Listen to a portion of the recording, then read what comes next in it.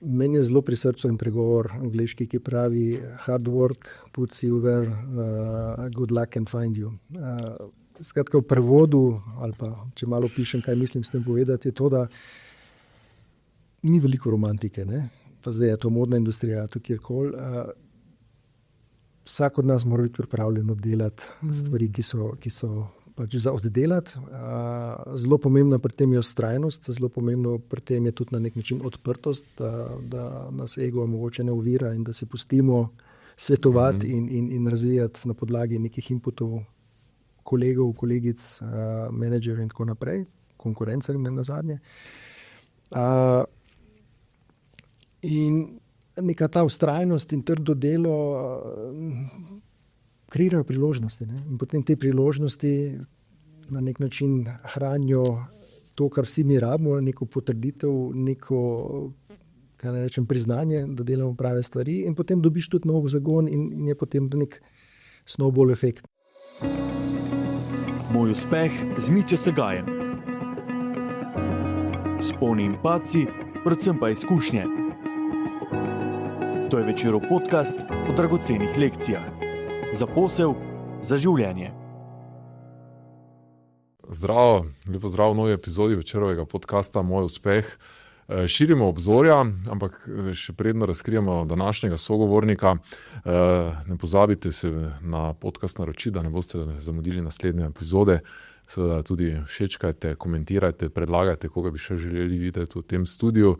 Tako v nov sektor, nismo bili še tam, biznis je, ampak v modni sektor zahajamo danes z našim gostom. Če omenim recimo nekaj imen, to je res samo delček Jack & Jones, Vero Moda, Only, recimo to so nekatera imena, ki mogoče predvsem modno zaveščenim posameznikom povejo več, ampak verjamem, da za vsaj eno od teh ali več njih seveda je slišal že vsakdo. Podjetje, ki stoji za njimi, bestseller, morda ni tako pomembno, predvsem ni medijsko tako izpostavljeno, ampak več o zakulisju vsega tega zvemo danes.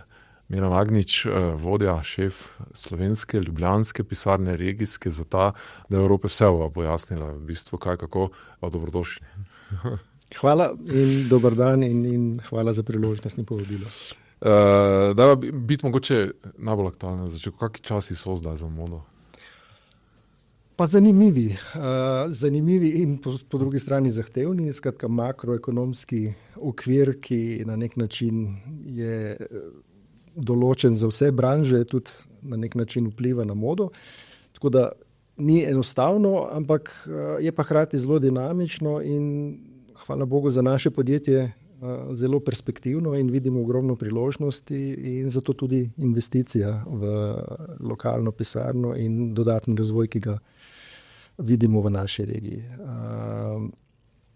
Tako da kot verjetno v vsaki drugi branži, tudi v modni industriji, se je potrebno nenehno prilagajati, nenehno optimizirati in svoje pristope in svoje stroške in tako naprej. Ampak suma sumarum pa je, da rezultati in aktivnosti, ki jih na dnevni bazi izvajamo, nam potrjujejo, da očitno počnemo nekaj prav in zelo pozitivno gledamo na prihodnost. Super. Torej, ja, geopolitične razmere, izziv, zagotovo se tudi sicer stvari v modi zdaj postavlja na nek način na novo, ne vem, se spreminja, seveda govorimo po drugi strani tudi o trajnosti, o zelenem prehodu, pol so tu nakupne izkušnje, ne vem, ki se selijo iz fizičnega v spletno okolje, pa mogoče spet nazaj. Ne vem, tudi z tega vidika se zdaj stvari na novo postavljajo v panogi. Mogoče ne bi se upal trditi tako radikalno, da se stvari na novo postavljajo. Gotovo je pa nenehno neka dinamika na trgu in skozi moraš biti na nek način na prstih. In tako, kot ste sami rekel, ta dinamika, da je pred leti, pred covidom je bil pač zelo pomemben in ključen kanal fizična trgovina. Potem s covidom so se stvari dramatično spremenile in je takrat na nek način veter v ta kanal dobil sam e-com biznis in ogromne rasti so se takrat dogajale v tem kanalu. In kar se je zgodilo je, da na nek način ta procent prihodkov, ki prihaja iz e-commerce, se je obdržal ampak na nek način se je stabiliziral. Ne. In glede na to, kar se v praksi dogaja in tudi kar vidimo kot nek potencialni razvoj v naslednjih letih, nekih dramatičnih skokov ne vidimo, je pa dejstvo, da je zdaj online kanal eden od resnih in relevantnih kanalov, ki zahteva svojo pozornost in tudi zasluži svojo pozornost. Je pa tudi to, kar ste v vprašanju omenili, ta trajnostni vidik naše industrije je izredno pomemben in mislim, da bo kvečemu v prihodnje postajal samo še bolj pomemben. Za nas kot podjetje Bestseller je to izredno pomemben aspekt in ogromno tudi vlagamo v to. Imamo tudi 5-letni plan, kjer so zelo definirana področja, na katera se moramo fokusirati z zelo konkretnimi in merljivimi cilji. Mogoče samo en praktični primer, ki pokaže resnost podjetja na tem področju. To je zdaj 3 tedne stara novica. Podjetje je izplačalo bonuse vsem zaposlenim, ker je v preteklem koledarskem letu doseglo trajnostne cilje na nivoju korporacije, globalnem nivoju in posledično za stimulacijo in zahvalo za preteklo delo je bil izplačan ta bonus za vse zaposlene. Poljski bonus. Na nek način, ja. In dejansko s tem zelo, kaj ne rečem, konkretno in zelo otipljivo kaže podjetje vsem nam tudi resnost in pomen tega področja. Super, zanimivo. No? To se mi zdi vsekakor v panogi, ki se na nek način transformira, seveda tudi zaradi vseh teh zahtev, ki prihajajo od zgoraj. No? Tako da malo bolj osebno, mogoče greva še v zgodbo, seveda nas zanima tudi osebne zgodbe posameznikov, uspešnih posameznikov, ali pa mogoče še tu en preblisk, recimo vi pa še širši regionalni šef, gospod Aleksander Korošec, ne, pa tudi nadšef, v bistvu danski poslovnež, lastnik Bestsellerja. Ja. Sami moški, to pomeni, da v tak navides, recimo še vedno mogoče ženski panogi so dame predvsem močna sila iz ozadja? Mislim, da je to bolj naključje, kar ste zdaj navedli. V Bestsellerju je vpliv nežnejšega spola in žensk izreden in ključen. Skratka, ogromno je pozicij, ki jih zasedajo ženske in to je več kot enakopravno, kaj ne rečem. To verjamem. In tudi v končni fazi v naši pisarni mislim, da je razmerje nekje 70% žensk, 30% moških, to zdaj bo čez palc kalkulacija narejena. Skratka, znanje in entuziazem in na nek način tudi ekspertiza je še vedno v domeni ženske populacije, ki se naše branže tiče. Verjetno je dobro tako. Ne? Ja, zelo dobro, za nas zelo dobro. Leto in pol približno zdaj pisarne, regijske pisarne v Ljubljani, kako velika ta ekipa zdaj? Če štejemo z zaposlenimi v naših poslovalnicah, ki smo jih med tem odprli, govorimo o cirka 50 ljudeh. V samem pisarni je cirka 25 ljudi, smo pa med tem odprli 10 trgovin Jack & Jones in 2 trgovini Vero Moda. Seveda cilji in ambicije so, da se bo to število v naslednjih mesecih in letih povečevalo, ampak to je trenutna trgovin in ljudi, seveda. Tako. Dobro. Napeljal sem bolj to razmerje moške, ženske, to je bilo bolj res kot intermezzo. Želel sem seveda, kaj je vas pripeljalo osebno, recimo v ta svet mode, v ta biznis. Svet mode je zelo poln čustev in je zelo lahko, kaj ne rečem, fulfilling, kaj je zdaj pametna slovenska beseda? Izpolnjujoč, tako. In veliko je teh momentov v dnevnem poslu, ki ti res dajo taka drobna veselja v vsakdanjem delu, kar je, se mi zdi tak zelo dobrodošel bonus. Sem pa je začel v modni industriji že leta 2012, ko sem imel privilegij, da sem se pridružil Adidasu v Nemčiji. Nekdo bo rekel, da to ni modna industrija, da je športna, ampak če vprašamo Adidas, mogoče oni imajo širšo percepcijo o svojem poslanstvu. In potem sem nadaljeval kariero leta 2016 v Švici, v Triumfu. Ženska populacija oziroma dame bojo poznale brand Ball, ker je pač to specialist za spodnje perilo. In po slabih 10-11, oziroma dobrih 10, slabih 11 letih sem se vrnil nazaj v Slovenijo in potem konec 2023 smo se začeli pogovarjati z bestsellerjem, kjer je pač mi postalo znano njihove ambicije in njihove želje in potem sem maja 2024 tudi nastopil trenutno funkcijo in imam ta privilegij in veselje, da skupaj seveda z ekipo gradimo super projekt. So te zgodbe vse v čem podobne, recimo, ne vem, Adidas, Triumf, bestseller, to je vse na nek način že korporativno okolje, ne? Ja, to je v tem kontekstu korporacije je to zelo primerljivo. Pač vsa ta tri podjetja so ogromna podjetja z mednarodno mrežo poslovanja in z mednarodnim, kaj naj rečem, footprintom, tako z pisarnami kot z svojimi trgovinami in v tem kontekstu je to zelo primerljivo. So pa tudi ogromne razlike, ker branža ni, čeprav vse v modi so neke specifike in razlike med temi tremi podjetji, ampak ogromno je razlik, ogromno je tudi sporednic. No. Tako da je pa sigurno koristno, da neke izkušnje lahko prenašaš iz enega v drugo. Super. Je ta vpliv skandinavske mentalitete, recimo zdaj v bestsellerju prisoten, bi rekel, prej smo govorili, že predno smo začeli snemati seveda tudi o sproščenosti, o kolektivu, o prijetnem vzdušju. Ne vem, kaj je tega skandinavskega, ki ga recimo čutite zdaj tukaj? Več aspektov je. Skratka, ja, je kratek odgovor, pa dovolite, da pojasnim. Skratka, ena stvar, ki je, mogoče se bo to zdaj malo sladno slišalo, ampak je res iskreno, je, da bestseller ima zelo ta človeški pristop.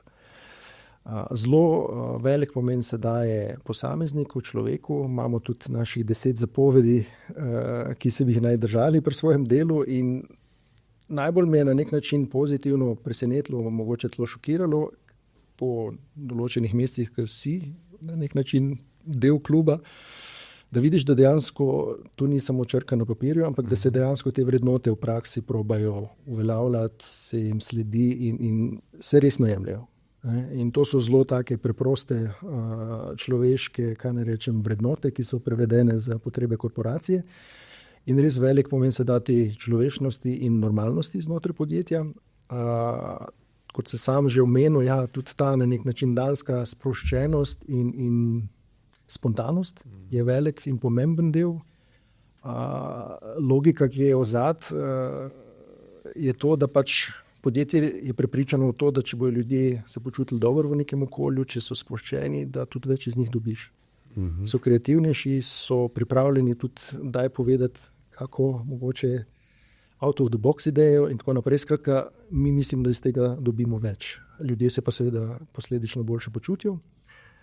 Nazadnje še dva pomembna aspekta tega danskega vpliva. Eno je, da se to tudi reflektira v naših izdelkih. Se pravi, ta čist in hkrati pragmatičen pristop pri izdelkih in pri dizajnu izdelkih, kvalitete materialov, hkrati pa še vedno zelo, kaj ne rečem, pristopne cene in komercialni izdelki v kontekstu cena versus kvaliteta.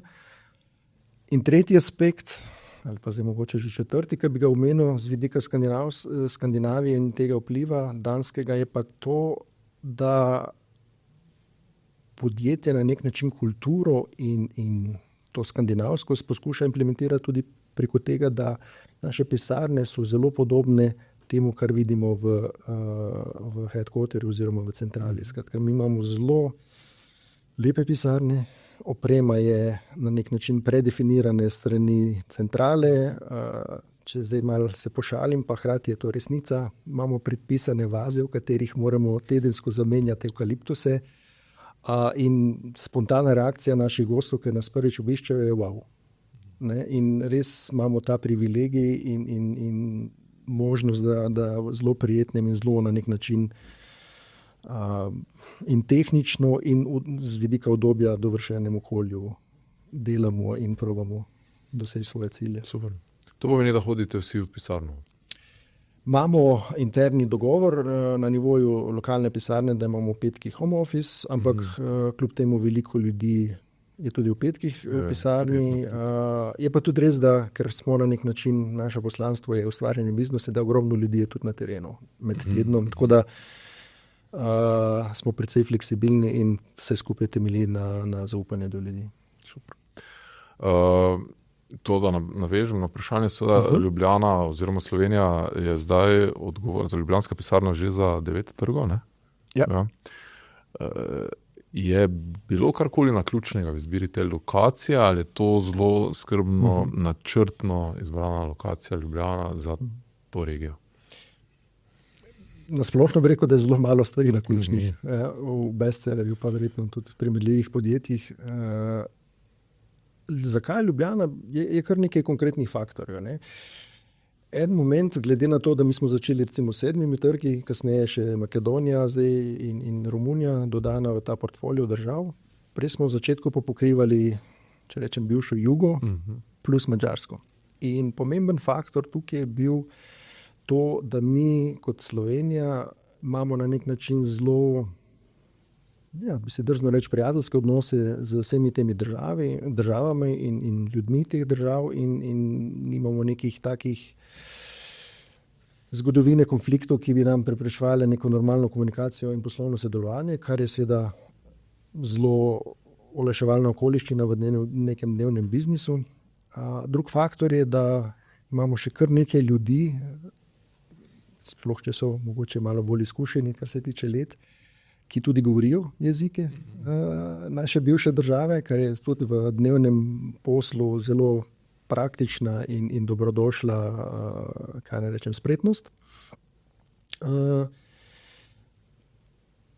Hkrati je bilo v Sloveniji tudi zanimivo to, da je bil en zelo kvaliteten bazen strokovnjakov iz modne industrije. In tudi ta potencial je potem ocena prišla, da je vredno izkoristiti in na nek način se nasloniti na to znanje in izkušnje, ki so jih te ljudje pridobili v preteklosti. Na srečo smo kar nekaj teh ljudi uspeli tudi pripeljati k nam in smo zelo veseli, da imamo te vrhunske strokovnjake, ne samo modne industrije in strokovnjake, ampak tudi iz drugih področij. Ne nazadnje je pa tudi to dejstvo, da je Slovenija na nek način že kar nekaj let članica tako Evropske unije in tudi del monetarne unije z evrom, nek garant in neko varnost, percepcije varnosti, ki je seveda več kot dobrodošla za nekoga, ki prihaja v naše okolje iz Danske in seveda poskuša stvari in tveganja čim bolj kontrolirati in minimizirati. Super. Kaj so recimo neke skupne značilnosti teh trgov? Seveda, bila je to nekoč skupna država, plus še nekaj držav zraven, ampak kljub temu, kaj so neke skupne značilnosti, da so ti sinergijski učinki še večji za vas, recimo. Ali pa kaj po drugi strani so pa neki handicapi, ko govorimo zdaj, kjer pa je mogoče ta regija manj homogena, kot bi si želeli. Ja. Strinjam se s tem, kar ste povedali. Skratka, to, kar ste omenili, je čisto res. Na eni strani smo mi geografsko relativno mali, v smislu, zdaj odvisno z perspektive, pa tudi z vidika Evrope, še vedno, sploh če našo velikost prevedemo na število ljudi oziroma na populacijo, smo mi ne nazadnje primerljivi recimo z Beneluxom, ki pa geografsko veliko manjše področje primerja. Mislim, da Belgija, Nizozemska in Luksemburg imajo skupaj cirka 28 milijonov. Naša regija, če zaenkrat izvzamem Romunijo, je pa 26-27 milijonov. Skratka, zelo tu smo, kar se tega tiče. Je pa res, da mi v tej regiji imamo kar nekaj anomalij oziroma nekonsistentnosti. Imamo 3 države z Slovenijo, Madžarsko, Hrvaško, ki so v EU, tudi Romunija je v EU. Del nas ima evro, del nas nima evra. Potem imamo države, ki so izven EU, kot so Bosna, Srbija, Kosovo, Črna Gora, spet vsako svojo valuto. In to v nekem dnevnem poslovanju, spet Makedonija tudi izven EU in spet svojo valuto. In v nekem dnevnem poslovanju je to kar zahteva ogromno prilagoditev in ogromno izjem. Ne? In na nek način je potem tudi dobrodošla ta lokalna ekspertiza, če hočete, ki jo je treba potem v te neke dnevne procese in v končni fazi v biznis modele na nek način implementirati in prilagoditi lokalnim potrebam tvojih partnerjev. Skratka, filozofija bestsellerja je nearness. To je naša magična beseda in prevodu to pomeni, da mi hočemo biti blizu trgom in blizu našim končnim kupcem in blizu našim partnerjem. Ker le tako ti resnično razumeš potrebe nekega okolja in resnično lahko najdeš rešitve, ki so relevantne za to okolje. In tudi zaradi te filozofije in te logike je posledično prišlo do te otvoritve in seveda pričakovanja posledično so taka, da pač morajo rezultati zdaj odraziti ta pristop. Obstaja zdaj za to, da se približate, ne? V skladu s to filozofijo enoten recept, ki ga lahko uporabljate v celi regiji, ga je treba prilagajati od države do države? Nemci bi rekli ja in. Skratka, ja in ne. Kaj hočem s tem reči? Mislim, sigurno imamo mi nek strateški okvir, če se zdaj malo se to teoretično sliši, ampak skratka imamo mi nek okvir, v katerem se naj bi gibali in kjer so določena pravila igre postavljena in v okviru tega tudi določeni neki go-to-market principi in komercialni pogoji, ki grejo v ta paket in logistične možnosti in tako naprej. Ampak realnost je pa taka, da pač vse to je treba potem prilagoditi ali državi, ali konkretnemu partnerju, ali neki skupini, ki je v neki mogoče še več zahtevnejši regiji znotraj posamezne države. Skratka, ja, imamo izhodišča, imamo plane, ampak ki jih je pa treba ponenehno fine-tunati in prilagajati realnosti. Če so malo se mogoče z perspektive potrošnika, ozreva še na to situacijo, me zanima, ali je treba recimo lokalno to strategijo prilagajati glede na tako kulturne kot neke tudi potrošniške navade, tako čim bolj plastično recimo, da si ljudje znajo predstavljati. Ali so zdaj, ali tudi znamke izbirate glede na posamezni trg, s katerimi ste prisotni, ali potem nabor teh znamk prilagajate recimo posameznim trgom, zato ker veste, kaj pač nekje bolj priljubljeno, nekaj manj. Zelo dobro vprašanje. Skratka, ja, spet kratek odgovor, pa naj pojasnim. Recimo, največ, kar lahko, ali pa je več momentov, ampak trije so glavni, ki jih bom omenil. Ogromno, kaj delamo na to, je v kontekstu lokalizacije naše ponudbe. Samih kolekcij, samih izdelkov, ki jih mi ponudimo ali v naših prodajalnah, ali partnerjev, ki jih potem seveda oni prodajajo v svojih prodajalnah. Kaj s tem mislim? Vsak brand, ker to resnično govorimo o resnih brandih, ki na nivoju brenda dosegajo več kot 1 milijardo letnega prometa, naša največja dva, ko sta Jack & Jones in Only, v svojih kolekcijah kreirajo res širok nabor izdelkov. In na nek način naši eksperti, vsak za svoje področje, morajo na nek način filtrirati to ponudbo in ta širok nabor možnosti zožati na tisto, kar je za nas relevantno in komercialno potencialno oziroma na koncu, da bo uspešno. In tukaj je treba imeti v mislih od tega, kaj je res fant ali punca, gospa ali gospod v Srbiji ali Sloveniji ali Hrvaški res nosi, kakšni so trendi, kakšna je konkurenca, kakšna je cenovna, kaj ne rečem, rang, ki ga moramo nekako probati zadeti in doseči, da bomo uspeli narediti to, kar si želimo. Skratka, asortima in lokalizacija asortimaja in ponudbe je definitivno eno zelo močno orodje. Mogoče 2 primera, ki mogoče bolj plastično pojasnite, kaj hočem s tem povedati. Recimo, če vzamemo samo Hrvaško. Ker smo mi to dancem razlagali, so nas malo tako skepso opazovali in so rekli, kaj zdaj ti Balkanci nam prodajajo. Verjetno so se to mislili, niso rekli.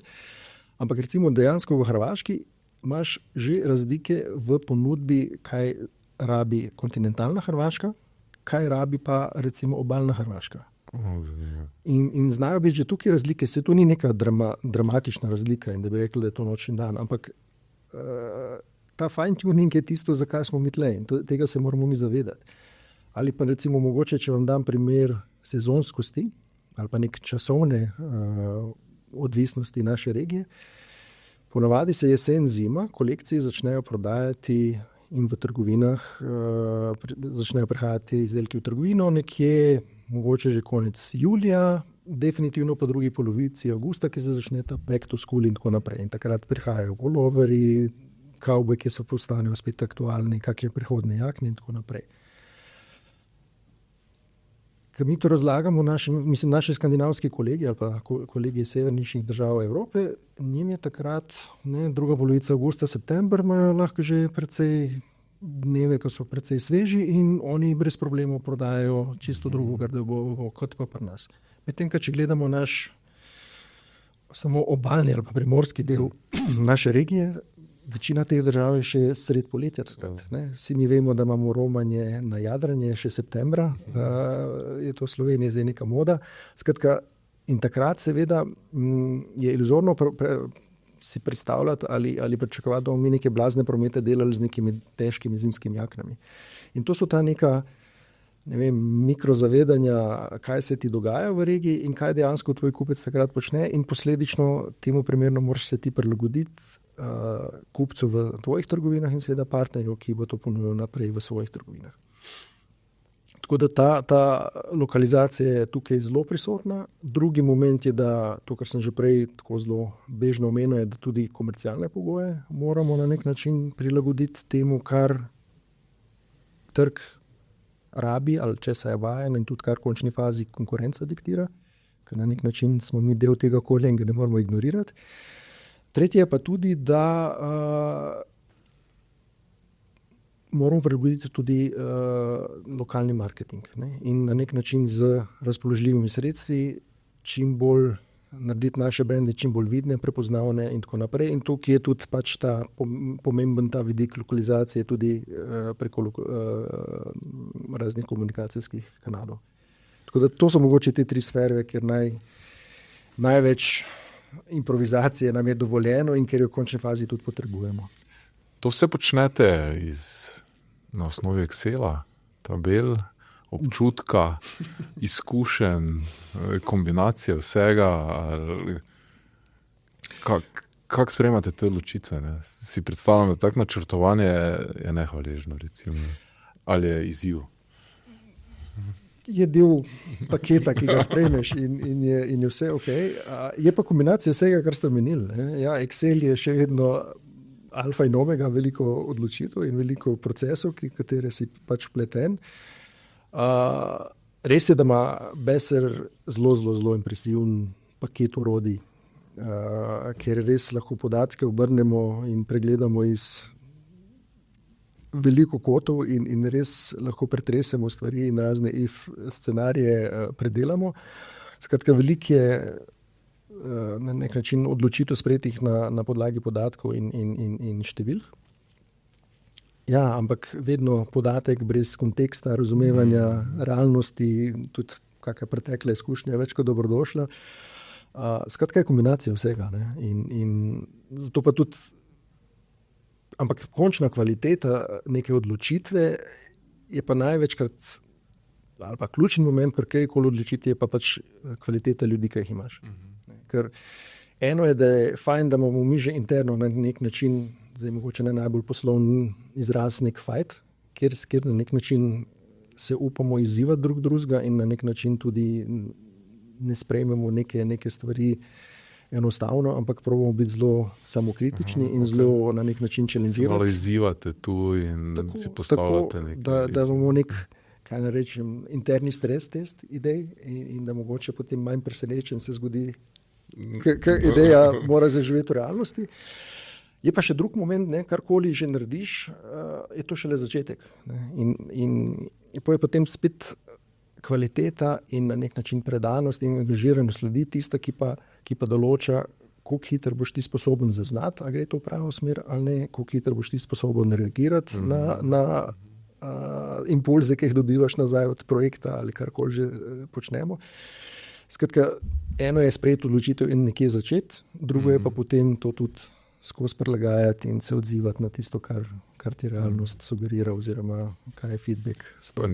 To je zdaj spet laično vprašanje. Ne? Tu mogoče na mestu disclaimer, da sem se res to zadeval modni analfabet, ampak kljub temu v kako trgovino, ampak da moram, ne, pa recimo vem, ko ste še imeli partnerja, ki ga zdaj sicer več ni, ne, bile so to partnerske trgovine z vašimi brendi, Jack & Johnson, pa si kdaj prišel kako sezono, pa si rekel, pa res nič ni, pa kako, pa ponovadi vsako leto najdeš kaj za sebe, pa so te prijazne prodajalke vedno rekle, zdaj taki to izbira, veš, ni bilo letos neke srečne roke pri izboru nabora, ne.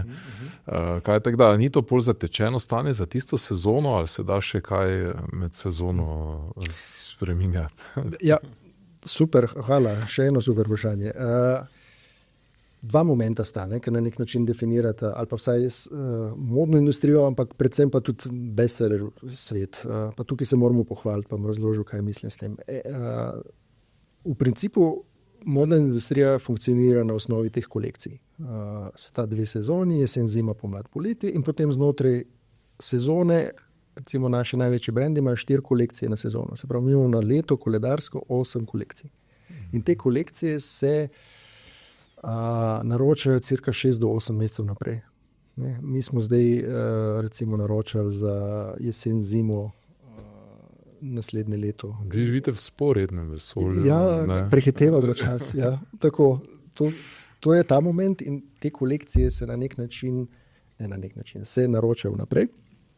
In to je ta kolekcijsko naročilo ali pa kolekcijski del programa. Imamo pa mi še zdaj v modni industriji v Sloveniji se velikokrat uporablja beseda bazo. Ne, to so izdelki, ki so na nek način najbolj komercialni, preizkušeni in izdelki, ki jih lahko prodajaš večji del leta. Na nek način, ali pa mi rečemo uradno, never out of stock proizvodi. In potem imamo never out of stock izdelki, ki so na voljo 12 mesecev na leto, imamo pa tudi sezonske never out of stock kolekcije, ne? Oziroma proizvode, ki so na voljo, recimo neka jakna je na voljo v zimskih mestih, neke, kratke majice so pa na voljo v sezoni pomlad, poletje. In kaj lahko zdaj naši kupci in v končni fazi tudi v naših trgovinah počnemo? Skratka, mi naročamo kolekcije in probamo neko zgodbo sestaviti iz kolekcije, ker vsaka kolekcija ima neko zgodbo, imamo neko idejo dizajnerov odzad, so neke prevladujoče barve, ki probajo ujeti trende industrije za tisto sezono in tisto koledarsko leto in na nek način kolekcija definira to rdečo nit, kako naj bi izgledala določena blagovna znamka v nekem obdobju ali pa v določenih mesecih. Baza je pa tista, ki ti da na nek način varnost komercialnega zaslužka in tudi po potrebi, če rabiš, zdaj spet ne najbolj poslovni izraz, kakšno gasilsko akcijo, ker mogoče neka kolekcija se ni izkazala tako komercialno uspešna, da potem na nek način s tem zakrpaš neke operativne težave. In tukaj je bestseller res impresiven, ker mi imamo tle na voljo, ne smem vam povedati številke, ampak to govorimo res o milijonih izdelkov, ki so na zalogi in ki na voljo za celotno Evropo, da si naši partnerji lahko to bazo po potrebi dopolnijo. Ker veliko partnerjev to dela na način, mogoče še to, kjer recimo naročijo ta suknjič, ta suknjič se začne prodajati v trgovini, ampak jih je, mogoče presenetilo uspešnosti prodaje in če bi to bil suknjič, ki bi ga naročil samo v kolekciji, ker si razprodaš svojo zalogo, je zgodba zaključena in za tisto sezono si zaslužil, kar si zaslužil s tem suknjičem. Če pa to proizvod iz te baze, je pa to na nek način skozi na voljo. In potem lahko ti donaročaš ta izdelek in na nek način maksimiziraš zaslužek znotraj koledarskega obdobja, kadar je to komercialno in zanimivo. Poleg tega, da imajo pa partnerji še to fleksibilnost, če bom jaz prodal ta suknjič v tej barvi in v tej velikosti, jaz lahko naročim samo ta suknjič v tej barvi in tej velikosti. Ne rabim celotnega paketa spet imati. Skratka, zelo veliko prožnosti je tle na voljo in zelo veliko je fokusa na tem, kako omogočiti partnerju na koncu, da zasluži zmeraj. Pomeni to, da je zato logistika zahtevnejša, kot bi bila sicer, recimo za vas, verjetno dražja, zahtevnejša? Dražje ne, zato ker masa in volumen, ki ga uspemo ustvariti, na nek način na osnovo znižuje ceno, ne, kar je dobrodošlo v tem kontekstu. Tako, točno to.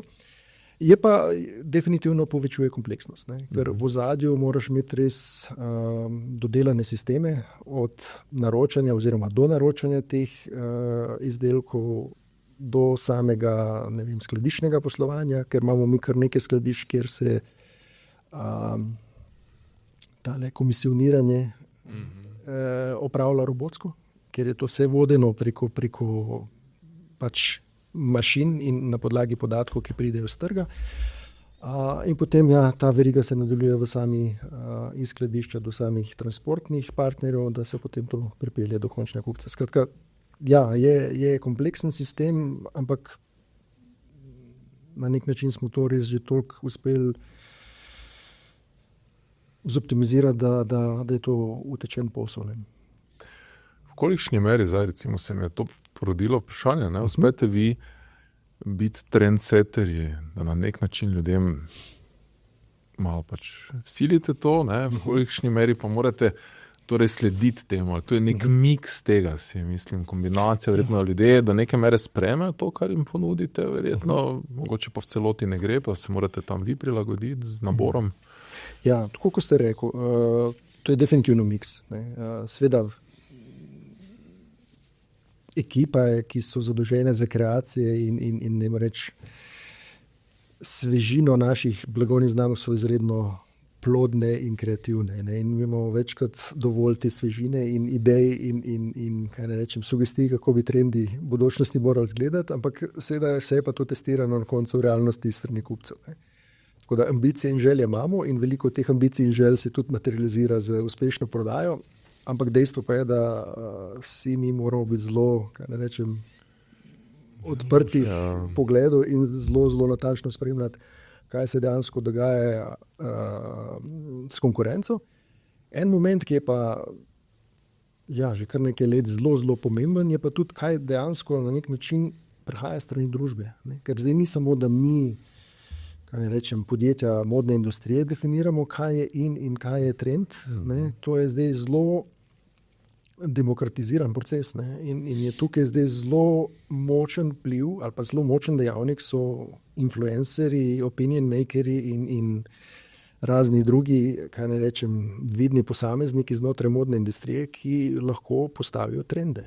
Imamo primere, kjer nekdo obleče določen kos oblačila in to oblačilo postane pač trend, zato ker je pač ta oseba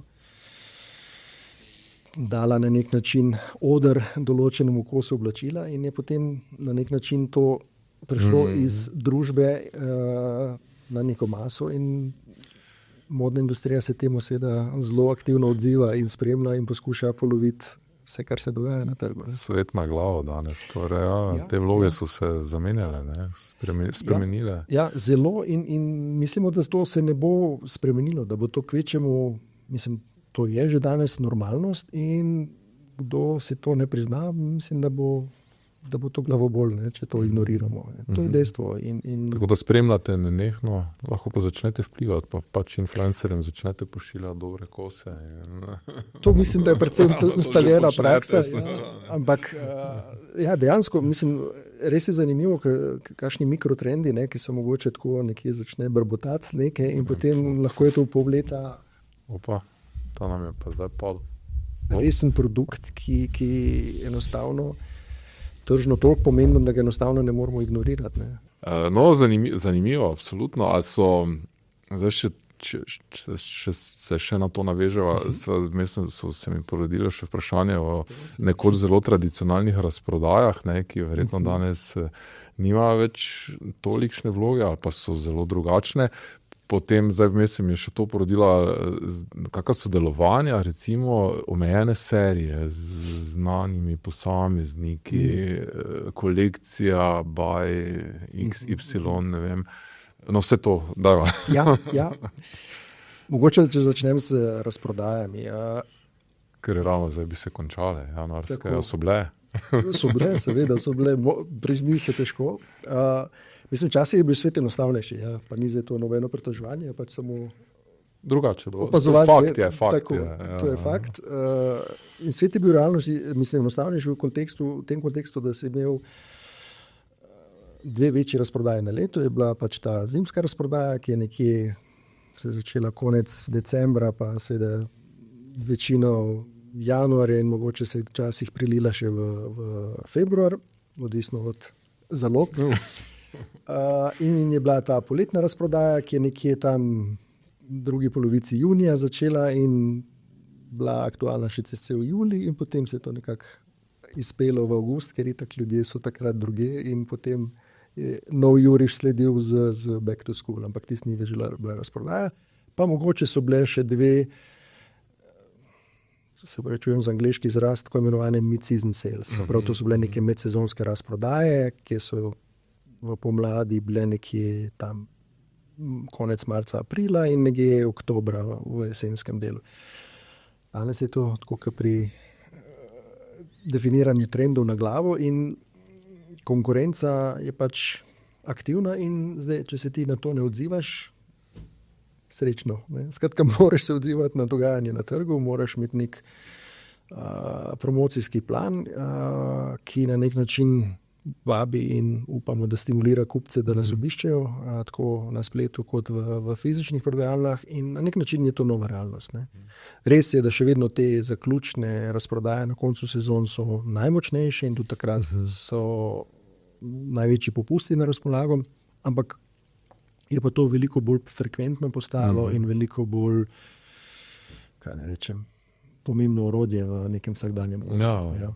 Ker nenehno, to so zdaj stalnice, v bistvu govorim. Ja, precej. Ne. Je pa bolj treba biti tukaj, kaj ne rečem, umirjen, pameten, da seveda kupec dobi, kar želi, kar je v končni fazi najpomembneje. Seveda moramo bo tudi neke okvirje in omejitve na nivoju svojih poslovnih številk in omejitev in internih kalkulacij. Kar se tiče pa teh omejene serije, ne vem, ta FOMO efekt mogoče. V bestsellerju imamo nekaj tega. V Sloveniji mogoče se lahko navežem, da smo ravno včeraj začeli eno akcijo z Heidi, pevko.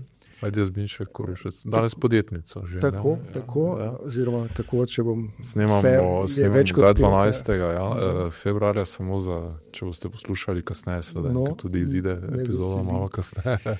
Skratka, zelo talentirana in raznovrstna gospa in imamo spet privilegij, da tudi z njo smo začeli sodelovanje in za trgovine, ki sta v Celju in Mariboru, Vera Moda, je ona na nek način naš partner in zdaj se je določena kolekcija in določen nabor izdelkov v sodelovanju z njo kreiral in postavile so se neke kolekcije.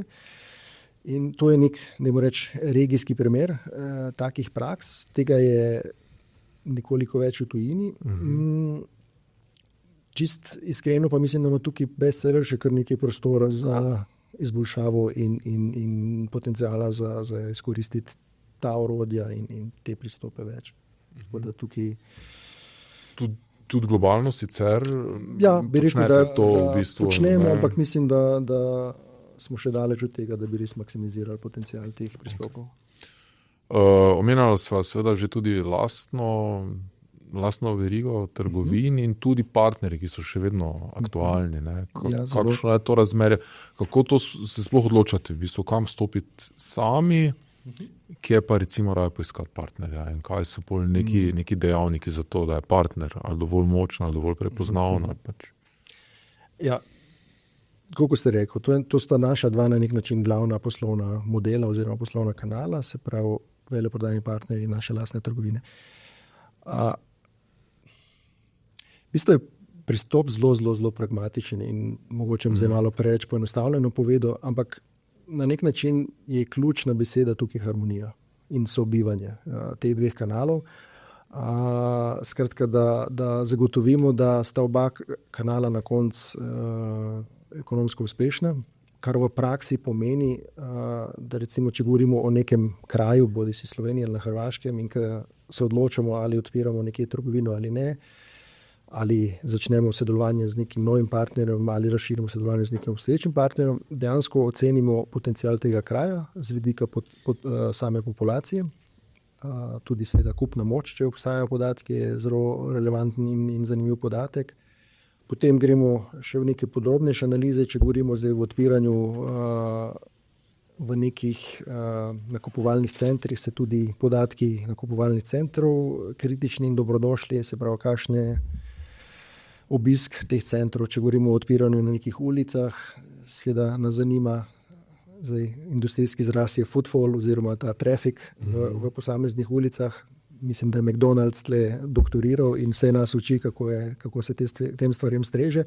Skratka, zelo se naslonimo tle na podatke in potem, ko vidimo te podatke, se pa seveda še enkrat vrnemo na to, da presodimo, a imamo že partnerje, a ga nimamo, a rabimo odpreti lastno trgovino zaradi večje prepoznavnosti v kraju ali mogoče neki mikroregiji okrog tega kraja. Ampak glavno vodilo je pa ta sobivanje oziroma harmonija, ne? Ker nam ostaja, kljub temu, da odpiramo in ambiciozno odpiramo nove trgovine, nam ostaja veleprodaja in veleprodajni partnerji zelo kritičen ali pa strateško pomemben prodajni kanal, in to je tudi prodajni kanal na nivoju globalnega bestsellerja, ki je še vedno prevladujoč in je tudi strategija, da bo to tudi tako ostalo. Oni preko veleprodajnih partnerjev mi ustvarjamo več kot krepko čez 50% celotnega prometa. Tako da in enak pristop imamo tudi v Sloveniji oziroma v celotni regiji in zelo nežno in zelo pozorno se seveda odločamo o teh stvareh, seveda z zavedanjem, kakšen vpliv ima to lahko na partnerja. Je pa še en zanimiv podatek tukaj, ker recimo človeška reakcija vsakega partnerja, ki slišijo, da mi prihajamo z našo trgovino, je glavobol, ne? Konkurenca, odzirati nam kruh in tako naprej, kar je popolnoma razumljivo in čisto človeška reakcija. Paradoks vse te zgodbe je pa ta, da nam podatki tako iz tujine, kot tudi zdaj že iz Slovenije in tudi Hrvaške kažejo, da kaj se zgodi, je investicija v odpiranje naše trgovine tudi marketinška investicija. S tem mi krepimo zavedanje kupcev o znamki, zavedanje o prednostih te znamke, ki pa posledično se na nek način prenaša tudi na promete oziroma obiske tudi trgovin teh partnerjev. Tako da razumemo reakcijo, razumemo, ljudi, ki jih te stvari skrbijo, ampak ponavadi se 6-9 mesecev kasneje po tem dogodku stvari nekako unesejo in stabilizirajo in potem, hvala Bogu, to sobivanje dobro. Sobivanje čisto funkcionira, ker na koncu vidijo, da se njim ponavadi številke povečujejo. Super. Če se še malo ekipe dotaknejo, recimo kakšni posebni prijemi pri razvoju, motivaciji, ne vem, verjetno tudi, zdaj seveda neka je pisarna, pa ta ekipa, druga so potem verjetno še trgovine, pa smo že v drugih državah, recimo, tako da verjetno so tudi tu pristopi različni, če geografsko gledamo. Ja, ampak glede na to, da se govorimo, da smo mi zaenkrat Sloveniji in Hrvaški z lastnimi trgovini, da je to precej homogeno okolje in prijemi ne rabijo biti bistveno drugačni. Ampak imamo res privilegij in srečo, da smo dobili zelo kvaliteten kader. Imamo resnične strokovnjake in strokovnjakinje z različnih področij, tudi seveda z področja mode, ki so zagnani, ki imajo to neko potrebno strast in potem na nek način je to privilegij in veliko lažje potem motivirati in voditi to ekipo. Zelo velik poudarek pri vsemu temu je proces izbire kandidatov in kandidatk. Ker v tistem fazi je treba res biti zelo iskren drug do drugega, zelo na nek način, mogoče včasih tudi nekoliko bolj črno risati kakšno situacijo, kot bo v realnosti res. Predvsem se pa izogibamo nekih pravljic in nekih olepševaln realnosti, ker začetka začnemo, morajo ljudje vedeti, kam so prišli in na nek način mora realnost odražati tisto, kar je bilo v začetku predstavljeno in tisto, kar se od ljudi pričakuje. Se pravi, neka konsistentnost je tukaj kritična. Ne? In tudi v tem procesu smo zelo na nek način izbirčni in kritični in potem seveda, če imaš ti kvaliteten kader v ekipi, je tudi vodenje, motiviranje in vse to enostavno je. Je pa tudi res poleg pisarn, poleg vsega tega, kar ste že omenili in tega, ne vem, človeškega odnosa do ljudi na nivoju celotne korporacije, imamo cel kup nekih, spet bom uporabil angleški izraz, perksov oziroma dodatnih bombončkov. Seveda naši ljudje dobijo izdelke po zanimivih cenah, kar je verjetno razumljivo in pričakovano.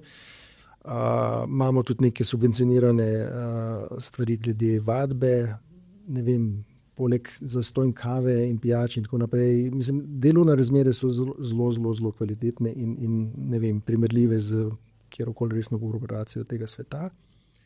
Je pa mogoče še ena zanimiv primer. Lansko leto je bestseller praznoval 50-letnico. In v kontekstu te 50-letnice je centrala oziroma lastnik se odločil organizirati na nek način festival glasbeni. To je prevodu pomenilo, da smo bili povabljeni iz dobesedno celotnega sveta, zaposleni bestsellerja na Dansk za en vikend na stroške podjetja. In ker je bil organiziran ta glasbeni festival, pa samo da par imen omenim, kakšne glasbenike smo imeli na tem dogodku. Bili so Elton John, Benson Boone, Swedish House Mafia, Bruno Mars, Lola Jones. Skratka, impresivni nabor ljudi in to je bil zelo, kaj ne rečem, skrita informacija in to je bil, kaj ne rečem, gossip prvih 3 mesecev v firmi, kdo bo nastopal. James Corden je bil recimo povezovalec programov. Skratka, zelo z veliko pozornosti in z veliko investicijo se je vse to naredilo, ampak to je bil na nek način hvala podjetju za prvih 50 let in zelo inspirativno, zelo pozorno do vseh nas. O trajnosti še mogoče na kratko, kako se na te vse večje pritiske glede ekološkega, okoljskega vtisa in ne nazadnje tudi glede na pričakovanja potrošnikov, si predstavljam, pa nekaj taki okoljsko zaveščenosti. Ne? Ja. Za nas je to izredno pomembna tema za bestseller in to je zdaj osebno mnenje, kaj ne rečem, izjava zaposlenega v bestsellerju. Mislim, da smo mi tu premalo glasni kot podjetje, ampak verjetno ljudje vejo, zakaj je takšna odločitev.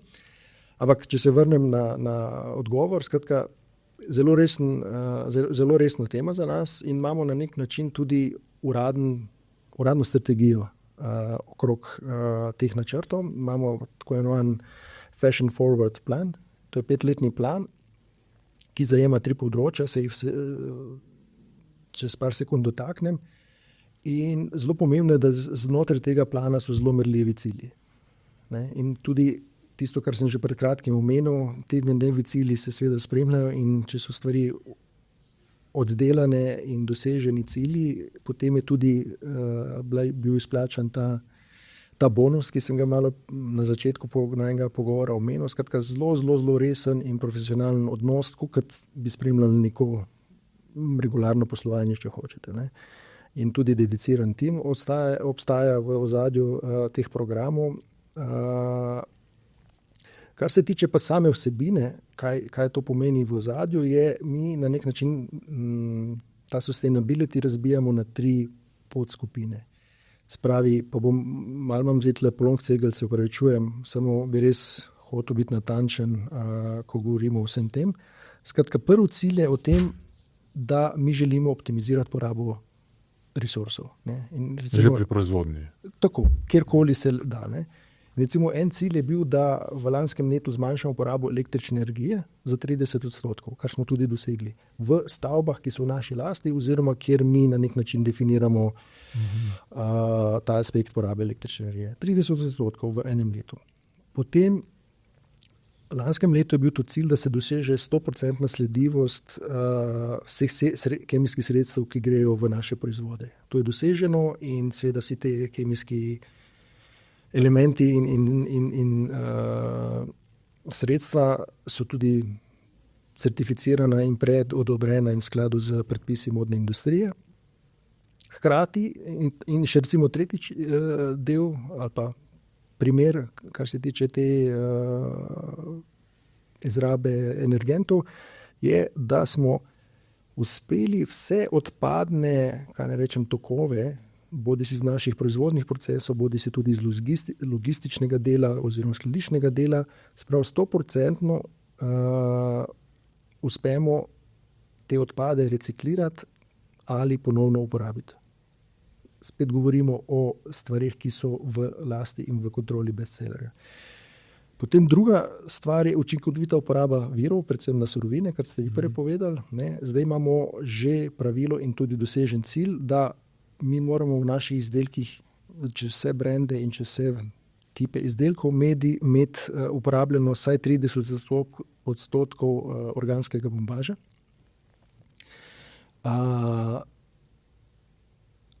Potem imamo, da 50% našega poliestra v naših izdelkih je pridobljeno iz recikliranega poliestra ali pa iz drugih certificiranih materialov, ki že počasi tudi nadomeščajo ta poliester. In vsa embalaža, ki je uporabljena do končnih potrošnikov, je iz recikliranih virov ali so pa iz kompostabilnih materialov. Je pa še druga stvar, in to so mogoče take očitne teme, kar se tiče sustainability, je pa še drugi element, tretji, kjer se pa mi tudi fokusiramo na človeški element. Namreč še vedno ogromno naših proizvodnih, kaj ne rečem, obratov in proizvodnih partnerjev je v Aziji, tako kot za večino modne industrije. In mogoče neke stvari, ki so samoumevne samoumevne v Evropi, v tistih delih sveta še vedno niso. In bestseller je preko svojih pogodb na nek način uveljavil določena pravila igre, ki so tudi v skladu s temi cilji. Recimo v lanskem letu, in to je nek cilj, ki je bil dosežen v lanskem letu, smo želeli opolnomočiti 100,000 žensk, ki delajo v teh proizvodnih obratih, na delovnem mestu in da izboljšamo njihove delovne spretnosti. Opolnomočiti pomeni to, da so imeli enake pravice in pogoje kot njihovi moški kolegi. Govorimo o višini plače, govorimo o dopustih, govorimo o teh nekih normalnih stvarih za evropske razmere. In tudi dodatne sredstva so bile investirane v dodatne izobraževanja teh kadrov. 100,000. To ste uspeli doseči. Tako, to je bilo doseženo. Potem je bilo zagotovljeno, da vse naše proizvodni partnerji so bili primorani uvesti digitalna plačila plač. Spet nekaj, kar je mogoče za Evropo samoumevno, ampak to je pomembno, da zagotovimo transparentnost in na nek način korektnost pri izplačilu plač, kar seveda v nekih državah nažalost v praksi ni temu tako, če imaš pa ta sistem postavljen, se pa te stvari vseeno na nek način regulirajo in dajo spremljati. In v teh, kaj ne rečem, proizvodnih obratih in tovarnah smo na nek način uspeli izpogajati, mogoče ne najbolj diplomatska beseda, vsiliti pravila na nek način evropska, kar se tiče požarne, električne in gradbene varnosti. Nažalost, v ne tako davni preteklosti smo imeli neke dogodke v takih proizvodnih obratih, kjer so bili požari in kjer je bilo res šokantno veliko žrtev in so to resne tragedije. In bestseller ne samo za to, ampak tudi zaradi tega je preko svojih pogodb in preko svojih teh partnerjev na nek način že zagotovil veliko boljše razmere in standarde, seveda pa to nekaj, kar se bo nenehno izboljševalo. Skratka, zelo konkretni cilji, zelo širše gledamo na to tematiko in zelo resno jemljemo to tematiko. In zato se vračamo tisto, kar sem na začetku rekel, mogoče smo včasih preveč skromni in mogoče preveč sramežljivi okrog tega, Ampak odgovor razlika na to temo je, mi to delamo zato, ker je to prav, ne zato, ker je to marketinško orodje. Kaj še lahko recimo na tem, mogoče na kratko, tu je še ena, obstaja seveda ta neprijetna plat, mogoče te industrije, ne? Veliko informacij, lahko tudi dezinformacij o tem, kje končajo seveda vsi ti neprodani izdelki, recimo, ne? Kaj je rešitev tukaj? Je rešitev vendar malo nižja proizvodnja, malo neka rešitev verjetno v razvitem svetu mora obstajati, ne? Ker gledati potem vse to, ali gre v uničenje, jaz ne vem, kako vi sicer postopate s tem, ne? Ali to nekje zgori, ali kakorkoli, ampak ni prijetno. Ne, to, mislim, spet kratek govor, in se strinjam vsem povedanim, to je zelo resna tema in zaradi tega tudi vse to, kar sem ravnokar povedal. Skratka, en moment je, da če že proizvajamo in to, kar proizvajamo, dajmo biti odgovornejši in dajmo čim manjši footprint, oziroma čim manj negativnih efektov imeti na vse skupaj. Dejstvo pa je, da kar se tiče tudi samega poslovnega modela in na nek način kontrolirati te zaloge, poskušamo preko teh poslovnih modelov, ki sem jim povedal. Ne. In recimo ravno eno od odgovorov na ta problematiko so tudi te never out of stock izdelki. Ker kljub temu, da imamo mi ogromno zalogo in da imamo mi ogromne količine denarja investirane v to zalogo, hkrati je to zaloga, ki je na nek način najbolj predvidljiva in najbolj varna v smislu, da to blago bo prišlo do končnega potrošnika. Skratka, da ne bo to nek ostanek, ki bo potem, boste menili, bodi si zgorel na nekih neskončnih kupih oblačil ali da bo Bog ne daj končal sred oceana in vse podobne stvari, ki se dogajajo. Skratka, je zavedanje te problematike in je tudi že na nek način operativni pristop, ki poskuša kontrolirati, koliko bo teh ostankov in kako čim bolj, pravilno oceniti in kalkulirati potrebe, ki jih rabijo naši partnerji in naše trgovine, ne? Zato, da se ta problematika minimizira. Okay. Včasih v koncu, kako bo izgledala recimo modna industrija prihodnosti?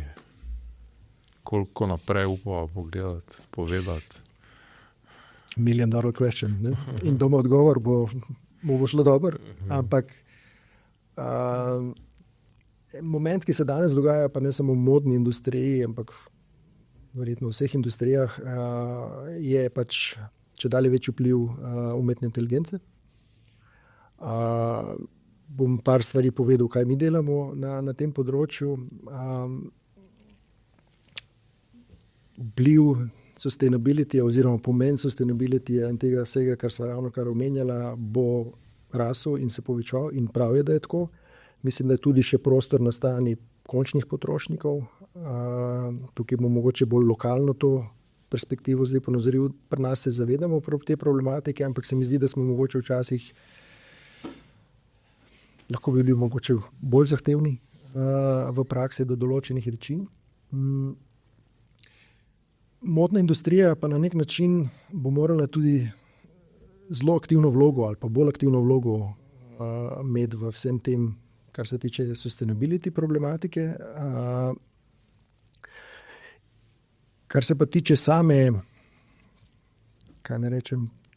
kreacijskega dela in same mode kot take, je pa tisto, kar sem prej omenil, že današnja realnost. Ne? Skratka, mi smo, mislim tukaj modna podjetja, nimamo več privilegij, da mi na nek način sami definiramo te trende, ampak še enkrat ponavljam se, da je ta demokratizacija kreacije in kreiranja in izdelkov in mnenja in posledično trendov je zelo postalo razširjeno področje. Ne? In posledično se je modna industrija morala zelo dobro imeti razvita ta tipala, da zaznavajo te spremembe in se seveda pravočasno na to odzivajo. In tudi odločajo, na kaj se sploh odzoveš, ker na vse se ne moreš odzvati. Če se pa vrnem na umetno inteligenco, bom pa samo 2 primera dal, kaj je recimo zelo konkretno dogaja, kaj se že zelo konkretno dogaja v bestsellerju. Ena stvar, ki jo testiramo in določene mere že uporabljamo, je, da uporabljamo podatke o preteklih rezultatih naših kolekcij in prodaje v končni fazi do končnih kupcev in na podlagi tega poskušamo kreirati s pomočjo umetne inteligencije predloge nekih kolekcij in nekega izbora izdelkov za naše partnerje v veleprodajnem kanalu. In tukaj je ta tehnologija zelo dobrodošla in zelo uporabna, ker na nek način je zelo ekonomična s časom, ne? In v relativno kratkem času dobiš ti veliko uporabnih informacij.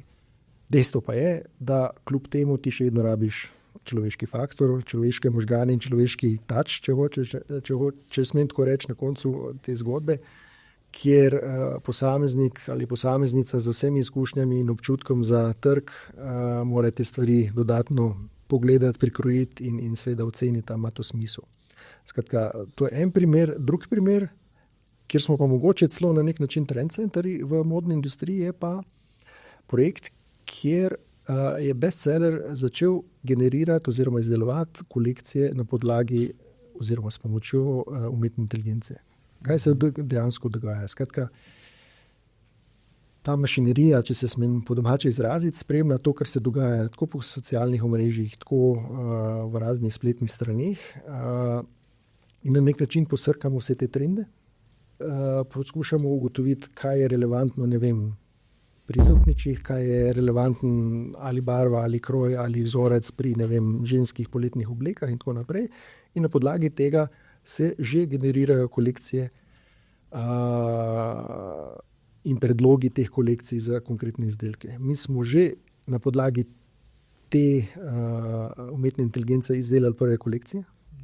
Te kolekcije so bile že objavljene na našem internem B2B portalu, ki je potem na voljo našim partnerjem, in partnerji določeni so že, to je bil nek pilotski projekt in določeni izbran nabor partnerjev je povabljen v določenih državah v ta projekt, ne v naši regiji. In že imamo pa rezultate prodaje tega. Fascinantno je to, ker ravno to, kar sem prej omenil, ne, mi smo sposobni s tem orodjem zaznati zelo mikro brbotanja v različnih mestih in regijah in na podlagi tega zelo hitro se odzvati in dobesedno v roku parih dneh imeti že predlog izdelka, ki bi ga mi lahko ponudili partnerju. Seveda, potem je še v ozadju sam proizvodni proces, ampak ta proces je danes že toliko optimiziran za te potrebe, da je ta od ideje do produkta ta čas dramatično skrajšan, ne. In tukaj je tudi določeni, kaj ne rečem, mediji in publikacije v modni industriji so tukaj bili precej presenečeni in fascinirani za tem, kaj je bestseller tle že uspel narediti. Seveda je pa to začetek in stvari bo treba še dodelati in izboljšati. Čez leta. Ja. Samo še mogoče kak ultimativna svet mladim nadebudnim menedžerjem, podjetnikom, ki bi pa želeli uspeti tudi v mednarodnem korporativnem okolju, recimo, kaj bi bil tak na podlagi izkušenj vaših, ki so res bogate iz tega tudi mednarodnega okolja? Meni je zelo pri srcu en pregovor angleški, ki pravi hard work puts you where good luck can find you. Skratka, v prevodu, ali pa če malo pišem, kaj mislim s tem povedati, je to, da ni veliko romantike, ne? Pa zdaj je to modna industrija, to kjerkoli. Vsak od nas mora biti pripravljen obdelati stvari, ki so pač za oddelati. Zelo pomembno pri tem je vztrajnost, zelo pomembno pri tem je tudi na nek način odprtost, da nas ego mogoče ne ovira in da se pustimo svetovati in razvijati na podlagi nekih inputov kolegov, kolegic, menedžerjev in tako naprej, konkurenca na zadnje. In neka ta vztrajnost in trdo delo kreirajo priložnosti, ne? In potem te priložnosti na nek način hranijo to, kar vsi mi rabimo, neko potrditev, neko, kaj ne rečem, priznanje, da delamo prave stvari in potem dobiš tudi nov zagon in je potem nek snowball efekt, ne? Tako da, če se zelo malo preveč poenostavim, celotno stvar je res zavihajte rokave in če ste strastni in res imate radi določena področja, je to stvar časa in prej ali slej ti uspe. Ne. Ni pa, če kdo to pričakuje, da je to nek približek loterije in da bo nekaj se čez noč zgodilo, mislim, da bo veliko razočaranih. Čez nočni uspeh po 11 letih. Recimo, ja. No, ne vem, če se zdaj mlade generacije, ki vstopa na trg dela, najbolj znajo poistovetiti s tem, zavihate rokave, ampak upamo, da. Če potrkam, imamo mi cel kup pozitivnih izkušenj z našimi mladimi. Super. Seveda so percepcije sveta različne in prav je tako, tudi oni ogromno nas naučijo, ampak mislim, da te osnovne vrednote in gabariti so pa zelo primerljivi in zelo, kaj ne rečem, univerzalni. In ja, jaz mislim, da imamo mi kot družba zelo zdravo osnovo v tej mladini. Super. Zadnje vprašanje, ki je enako za vse naše goste. Kaj je bila neka najbolj boleča, mogoče v nekem trenutku izkušnja, lahko tudi napaka, poslovna, ki pa se je potem vendarle izkazala za najbolj dragoceno izkušnjo? Bom malo teroriziral, predno odgovorim. Mislim, itak napake nas največ naučijo, to vsi že vse vemo in nič novega ne bom tle povedal. Ampak če bom konkretnejši, pred leti, to je zdaj že skoraj 20 let, smo v Sloveniji ustanovili podjetje, ker smo želeli delati spletno analitiko in ker smo takrat tudi neke projekte imeli okrog CRM, lojalnostnih programov in tako naprej. Skratka, predvsem neko nišno področje smo mi se zamislili, da bomo pokrili in bomo blazno uspešni v tem in tako naprej. Realnost 3 leta kasneje je pokazala, da temu ni bilo čistko, mi smo čisto korektno delali in smo bili, sposobni za našo ekipo zaslužiti za plače in na nek način živeti. Ampak nekako ambicije in želje so bile pa seveda drugačne. Ampak long story short je bil pa sledeč, da so to znanje in vse te izkušnje, ki smo mi v tem času pridobivali, so mi pa omogočile, da sem takrat po spletu okoliščin uspel dobiti službo na Adidasu. In ker to je bilo takrat precej nišno znanje, precej iskano znanje in takrat mi je uspelo s pomočjo tega znanja in teh izkušenj dobiti mesto v ekipi, ki je kasneje postavljala ta CRM in lojalnostni program na globalnem nivoju Adidasa in na nek način neuspeh v Sloveniji je bil pa osnova in zelo zdrava podlaga za štart in tudi kasnejše, se bi drzno reči, uspešne delo v Adidasu. Tako da mislim, da je čist lep končni rezultat. Nekaj dobiš, super. Miran Agnič, najlepša hvala za ta uvid v ozadje modne industrije, seveda izjemno zanimivo. Mislim, da nam je vsem skupaj malo bolj zdaj celotna slika jasna. Hvala seveda tudi za te delitev teh osebnih izkušenj. Verjamem, da bodo za marsikoga dragocene, tako da hvala za pozornost. Do naslednjič, ne pozabite se naročiti na podcast, komentirati, všečkati in seveda najbolj uspešno.